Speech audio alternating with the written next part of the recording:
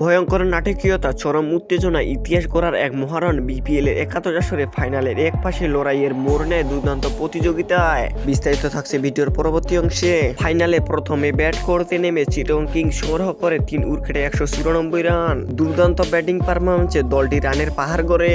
কিন্তু এখানেই শেষ নয়, ইতিহাস গড়ার জন্য মাঠে নামে ফরচুন বরিশাল। অধিনায়ক তামিম ইকবাল ঝড়ো শুরু এনে দেন। চিটাগং কিংসের বোলার শরীফুল ইসলাম 2 দফায় ব্রেক থ্রু পেলেও তাতে খুব বেশি লাভ হয়নি। কিন্তু নাটক তখনও বাকি। চিটাগংয়ের মিসফিল্ডিং বরিশালকে ম্যাচ ফিরিয়ে আনে। শেষ ওভারে জয়ের জন্য প্রয়োজন মাত্র 7 রান। 19 ওভার 3 বলে ছক্কা হাঁকিয়ে ফরচুন বরিশাল নিশ্চিত করলো টানা দ্বিতীয়বারের মতো বিপিএল শিরোপা। তাই তো বিপিএল এর ট্রফি যেন বরিশালের লঞ্চে।